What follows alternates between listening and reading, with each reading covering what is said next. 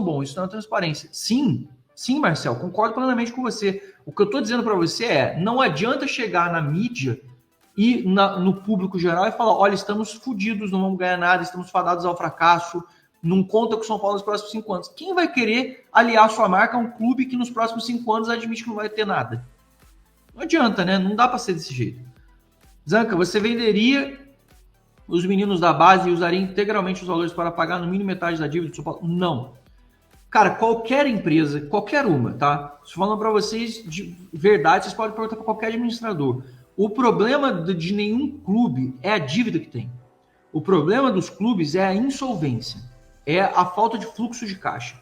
O que esmaga, o que sufoca uma instituição não são as dívidas, é a insuficiência financeira mensal para você ter que ficar em looping.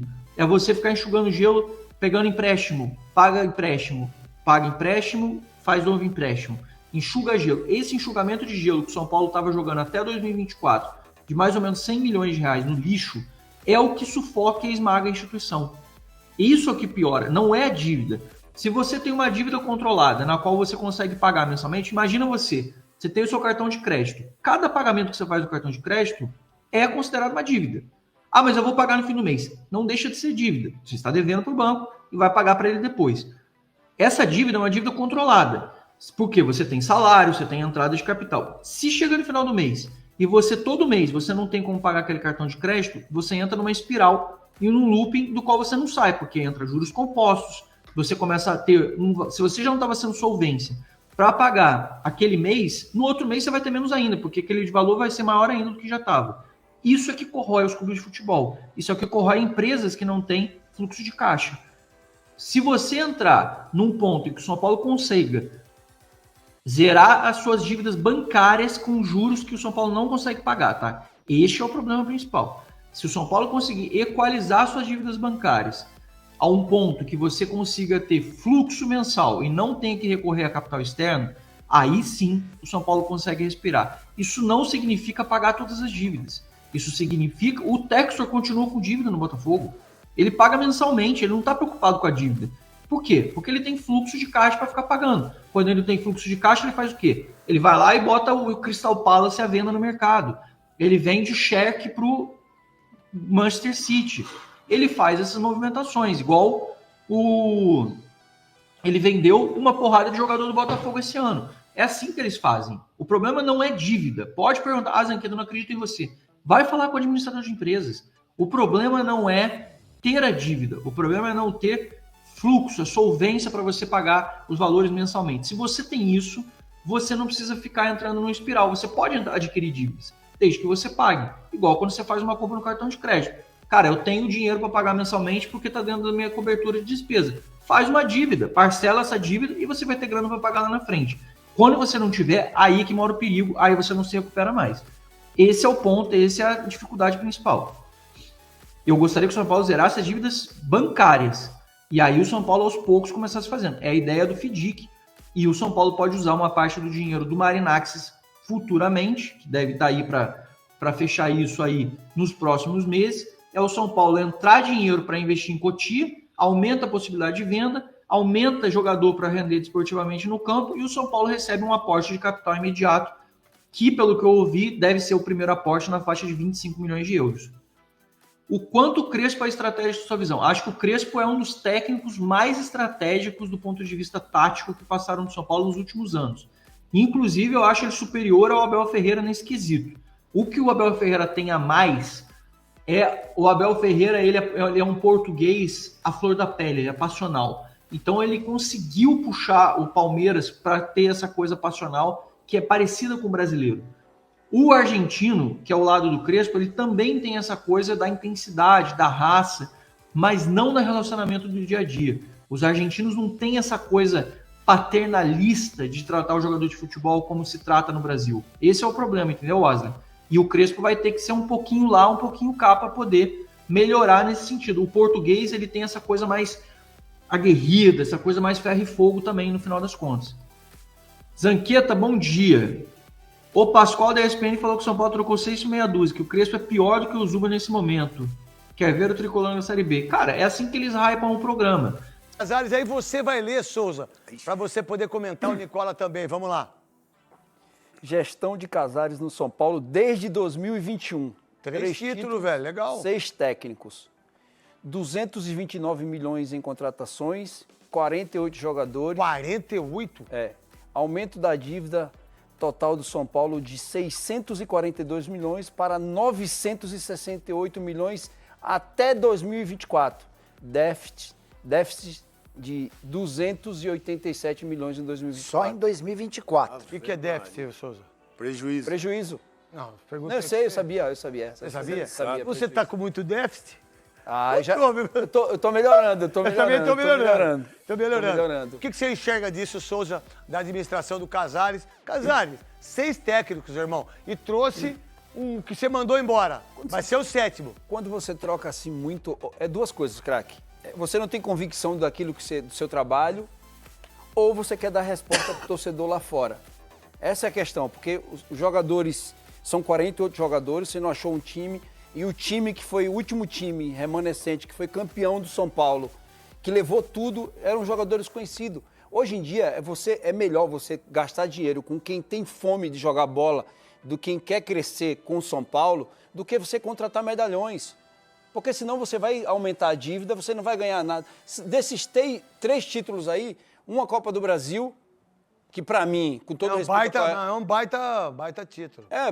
Pra mim é água de salsicha, porque a Copa do Brasil... Você não falava isso aqui, ó. Sempre falava. Não sempre falou, falei. não. Copa do Falou, Brasil não. pra mim é água de salsicha. Não falou não. Copa do Brasil pra mim só virou... Como os você caras... sempre ficou aqui discutindo comigo. Não, é que era o único... Não, caramba, fala a verdade, irmão. Pra mim é água de salsicha. Por quê? Porque é água de salsicha. Não, Título brasileiro. Vocês não tinham paga mais do que violenta. o Campeonato Brasileiro. É que ele tá no soberano, porque eles achavam. Paga mais do que o Copa do Campeonato Brasileiro, é um título nacional.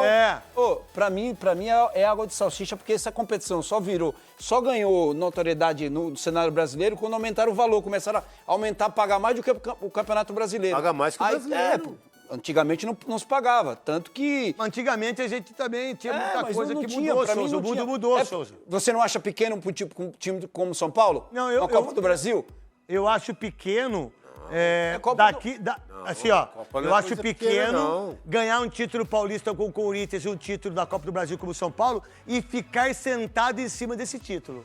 Pra mim, são 3 títulos ali muito pequenos para a grandeza do São Paulo. É isso que eu quero dizer. Pequeno Mas pra jogador grandeza não do São tem culpa, Paulo. Souza? Com certeza. Você não fala mal do jogador, pô. Eu sempre disse aqui que tem que tirar a não responsabilidade. gagueja, Souza. Gagueja gaguejando, não. Tem que tirar a Você vai dar responsabilidade entrevista só do pra menina treinador. agora ali. Tem que tirar a responsabilidade só do treinador. De o quê? De treinador. Tem que ter responsável jogador de futebol e dirigente. Qual foi a pior contratação pra você? Pra mim, Daniel Alves. Pra mim, Oscar. Pra você, Veloso. Daniel. Pra você.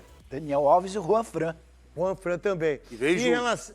Na mesma semana, 2 laterais. Nicola, junto, e aí, pacote. Nicola, conta da gestão do Casares. O Casares pega o pior São Paulo possível, o São Paulo da era Leco, sem títulos. Leco, hein? Leco- Você é um dos piores, se não for o pior, Pra mim é o pior. presidente da história do São Paulo é você, Leco, que fica nas duas Marias aí. Todo dia xingou eu pra um primo meu. Eu não sabia que era meu primo. Olha, é verdade, Leco, você ficava aí atrás do seu Juvenal, né, Leco? Você é o pior presidente da história do São Paulo. Você, Leco, o dia que você encontrar eu nas duas Marias aí, ou na posse, vamos ver se você é homem de falar na minha cara. Ou seu, quem quiser da sua família. E aí? É o pior presidente da história do São Paulo, não ganhou títulos, não conseguia ir bem em clássicos e afundou o São Paulo em dívidas. Trabalho de reconstrução do Júlio... Mas o Casares não mete o pau nele, né?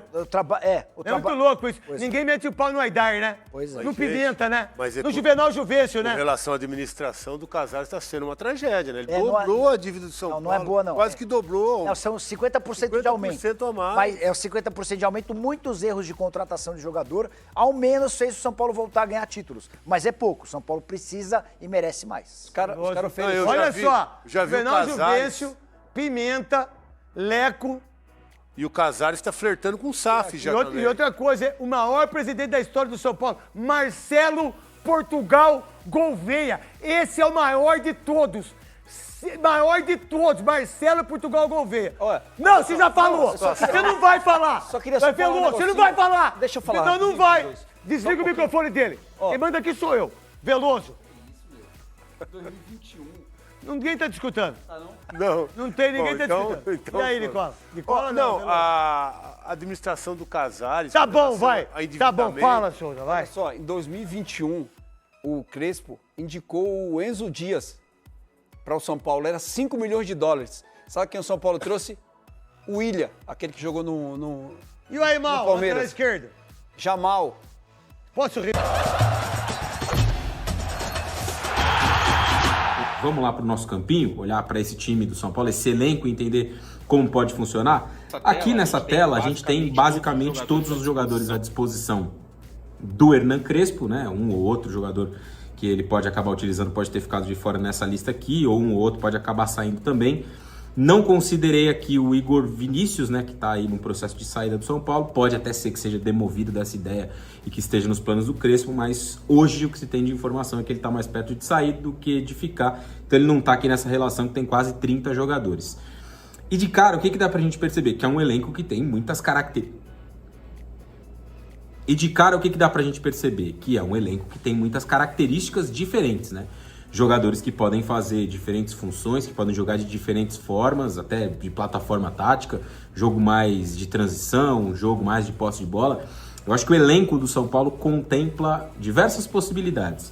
E esse é um ponto interessante nesse Crespo que retorna ao tricolor 4 anos depois da sua primeira passagem.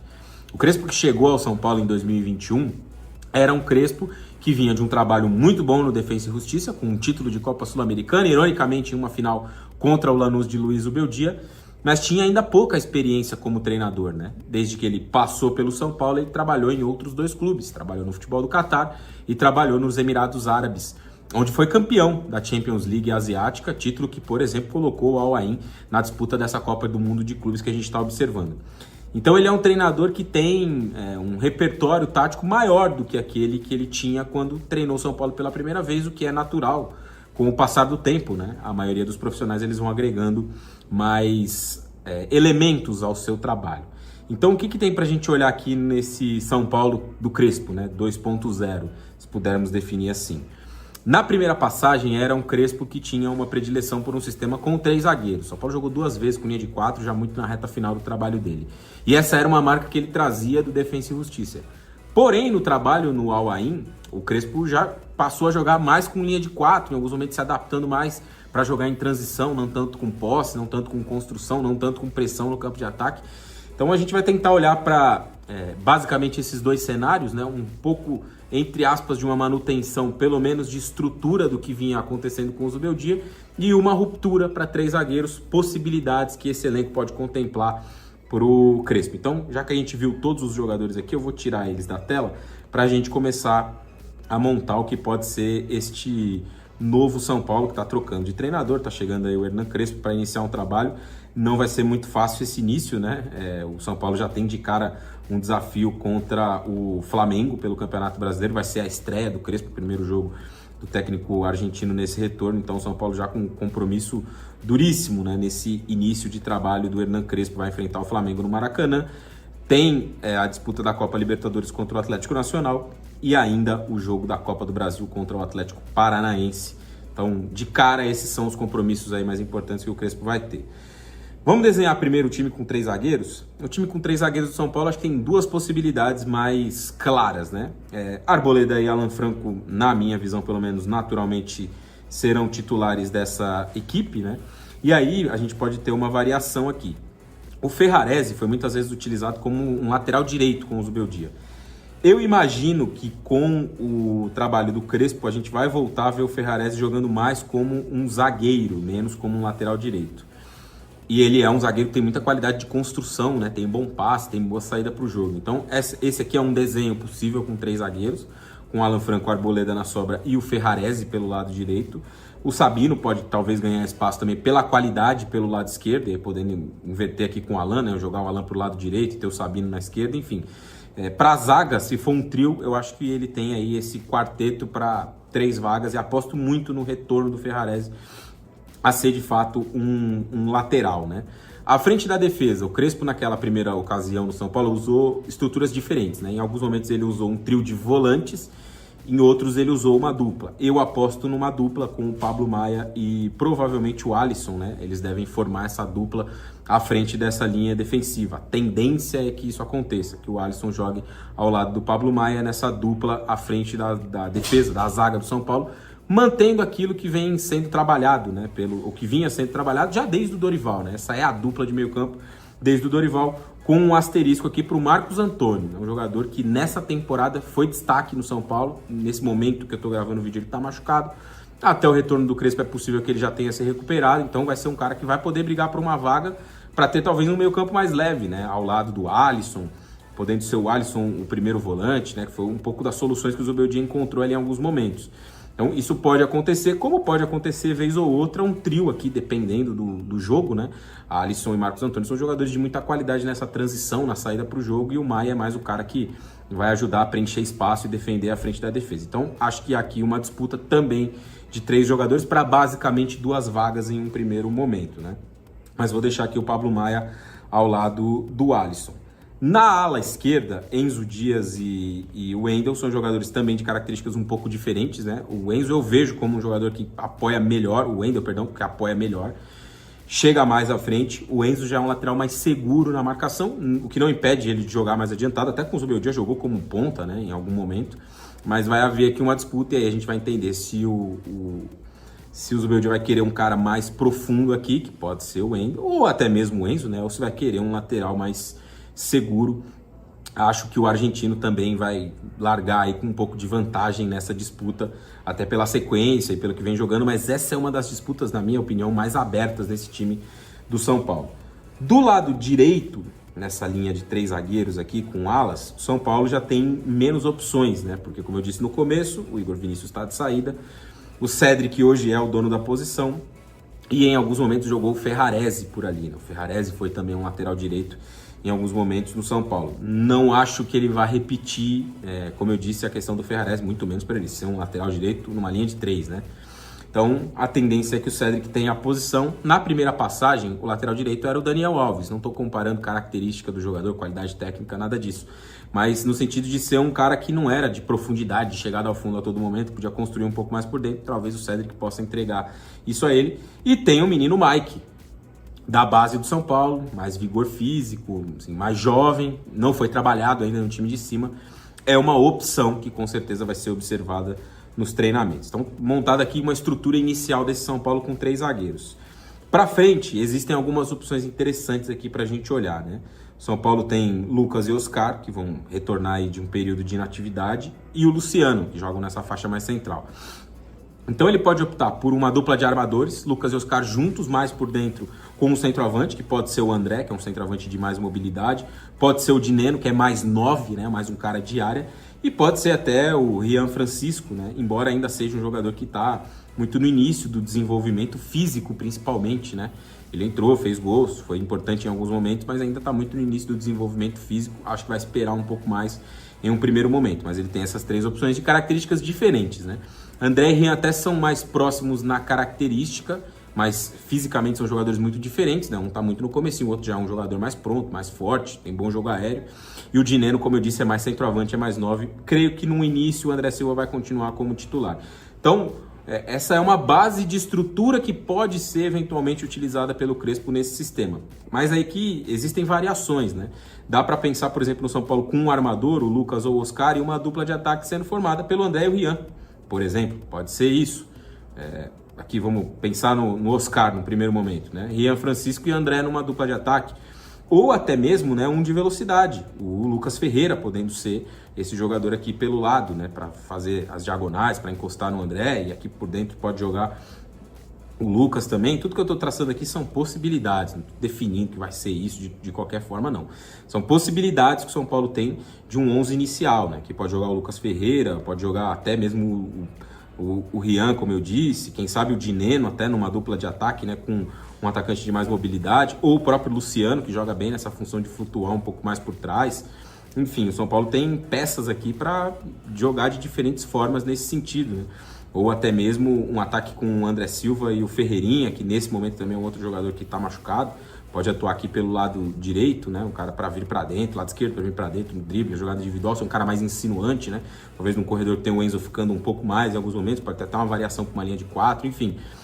Nesse desenho, né, cabe muita coisa aqui na frente, porque o São Paulo tem uma variedade grande de características. Se a gente for pensar num retorno do São Paulo ao 4-2-3-1, que foi, por exemplo, como o Crespo trabalhou no futebol dos Emirados Árabes, né?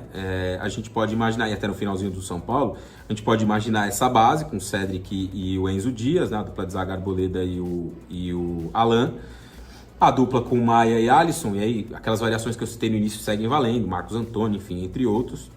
Ferreirinha como um de velocidade por um lado, por outro pode jogar um atleta como... Vamos ver aqui no elenco, né? O Lucas Ferreira, que vem numa batida, vem jogando. Pode ser que também que continue tendo bastante espaço.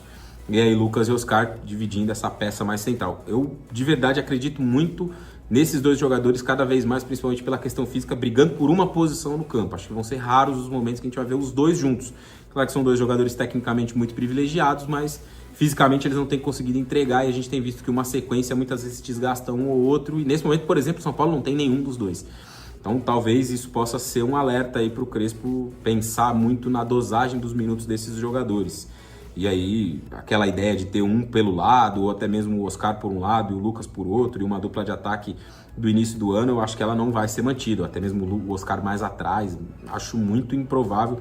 Cada vez mais eu vejo um desenho de São Paulo ou com o Lucas ou com o Oscar, talvez os dois juntos em momentos específicos, mas muita passagem para a garotada, né? Para o Ferreirinha, para o Lucas Ferreira, para o próprio Luca, para o Matheus Alves em alguns momentos, né? Para o Henrique também, menino da base, o próprio Rian Francisco também. Então tem gente aí para fazer esses corredores, né? Que geralmente são setores do campo onde tem um desgaste um pouco maior. E aí você viu lá no início, né? No campinho, o Luan, é um jogador de quem eu queria falar um pouco, vou até tirar o campinho da tela.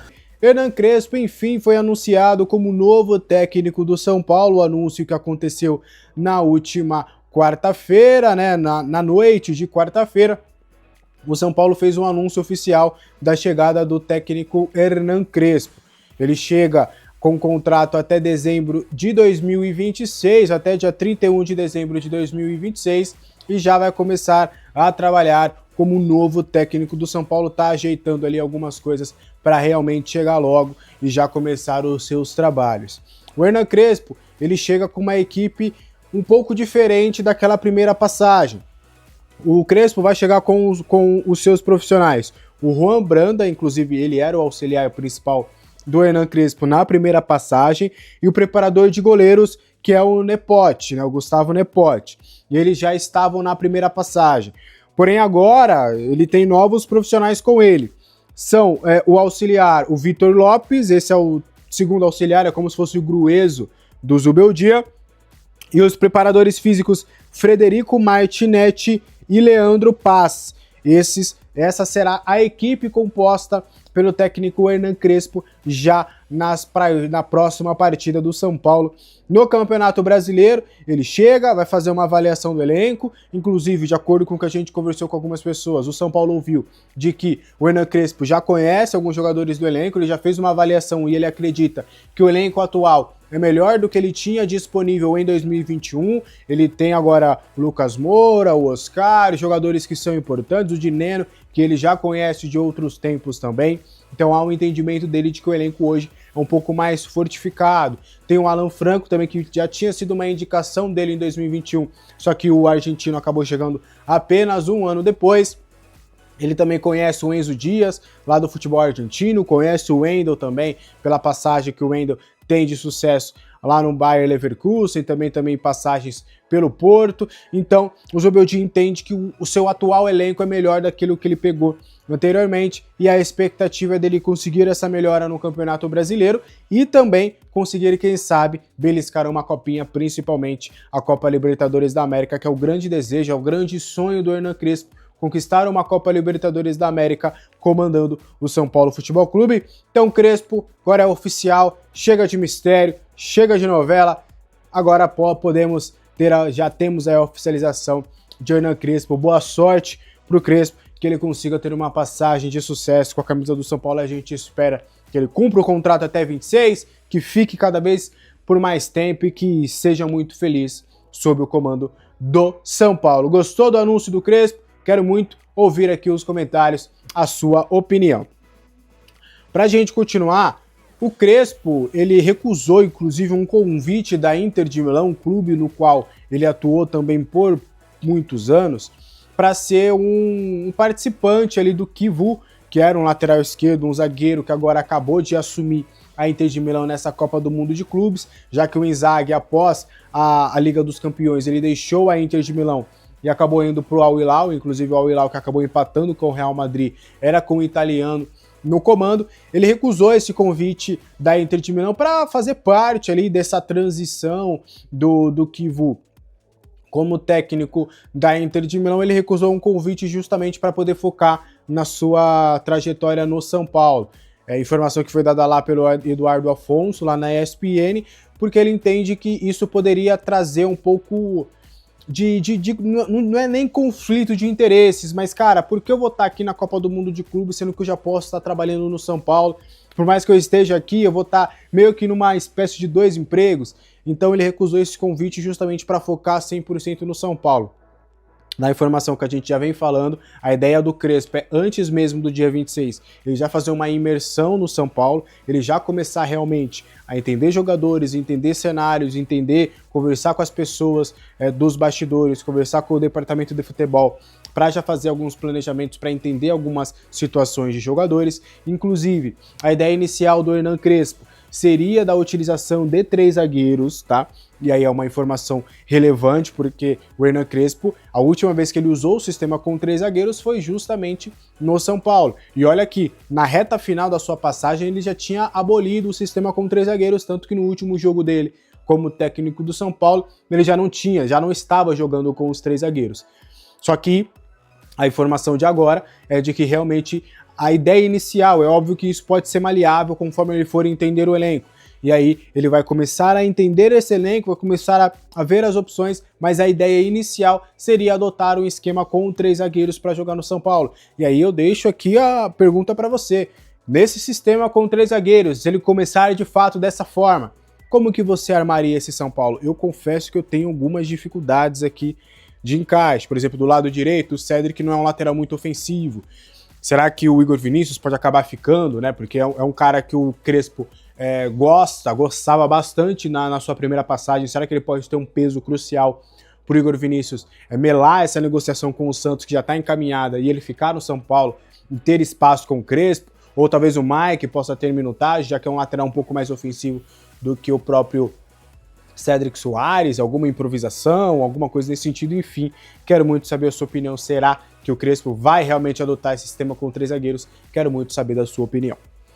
Antes da gente, Marcos Antônio fica no São Paulo. O anúncio também deve ser anunciado, né? O anúncio deve acontecer nos próximos dias. A gente já tinha conversado há algumas semanas de que esse acordo já estava fechado, já estava esquematizado, o Marcos Antônio ficaria no São Paulo e não haveria mais nenhum problema. E aí agora o GE trouxe a informação, e a gente confirma essa informação, porque a gente já tinha conversado há um bom tempo, de que o Marcos Antônio acertou essa permanência. Ele vai ficar no São Paulo por mais uma temporada, esse contrato deles terá duração por mais um ano, então ele fica no clube até o meio do ano que vem, e aí depois o São Paulo comprará o atleta por 25 milhões de reais, parcelados em 3 anos. Então, São Paulo paga a primeira parcela em 2026, no meio de 2026, a segunda parcela no meio de 27 e a última parcela paga em 28. O jogador também terá esse contrato novo depois desse empréstimo, também com duração por 3 temporadas.